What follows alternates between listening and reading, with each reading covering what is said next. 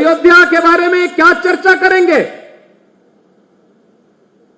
और अगर एक एक करके इनके काले कारनामों को निकालना प्रारंभ कर देंगे, जो भदरसा में इन्होंने किया था, कैसे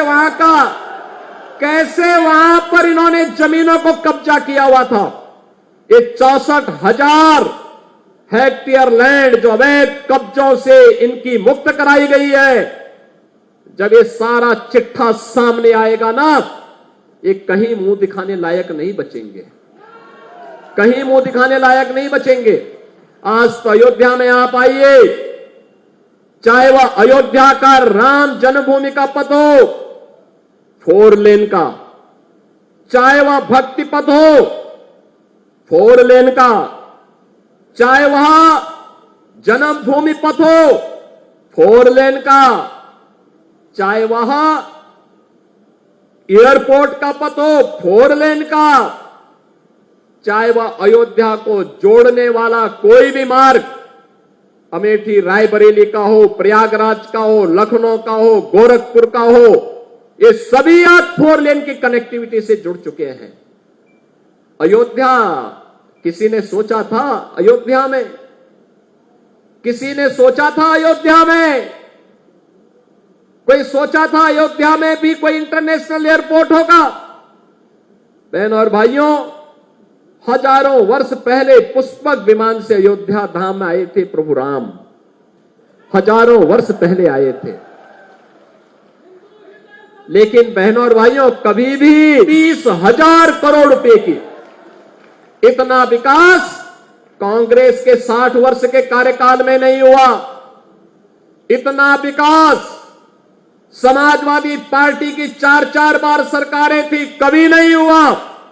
जितना विकास का कार्य अकेले डबल इंजन की भारतीय जनता पार्टी की सरकार ने मात्र 6 वर्ष 7 वर्ष के अंदर किया है।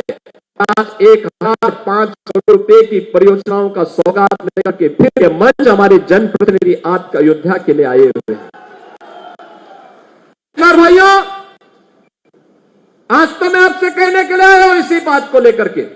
इसी अयोध्या में हम लोगों ने यहां के विकास के लिए आज आप देख सकते हैं 6,461 दुकानों को भी पुनर्वास किया गया।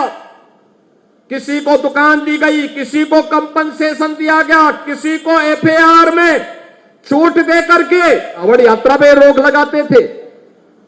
और किस कदर की अराजकता थी। दुर्गा पूजा में अयोध्या का दंगा किसने नहीं देखा? देवकाली मंदिर में कैसे मूर्ति चोरी हो गई थी समाजवादी पार्टी की सरकार में। मुझे गोरखपुर से आना पड़ा था, मैं सांसद था, मुझे आंदोलन करने के लिए यहां अयोध्या आना पड़ा था। बहनों और भाइयों, एक तरफ यह अराजकता, ये गुंडागर्दी चरम पर। समाजवादी पार्टी की सरकार के समय गरीबों का राशन लूटते थे, गौ हत्या करवाते थे, गौ तस्करी ये लोग कराते थे, वनों के अवैध कटान कराते थे, जमीनों पर कब्जा करवाते थे। अराजकता चरम पर इनके समय में थी। और आज भी होली और दीपावली में फ्री में भरा हुआ सिलेंडर भी इन परिवारों को उपलब्ध करवाने का कार्य करेंगे। यह कार्य भी गत वर्ष से प्रारंभ हो चुका है। फिर दीपावली आ रही है, फिर से भरा हुआ सिलेंडर इन परिवारों को प्राप्त होगा। बहनों और भाइयों, 15 करोड़ लोग उत्तर प्रदेश में फ्री में राशन का लाभ प्राप्त कर रहे हैं।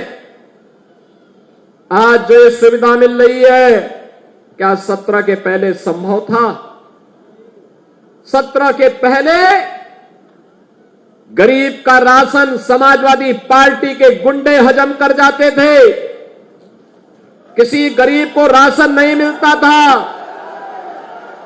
किसी भी जिले का जो जितना बड़ा माफिया था, जितना बड़ा गुंडा था, वह समाजवादी पार्टी का शागिर्द था, उनका पदाधिकारी था।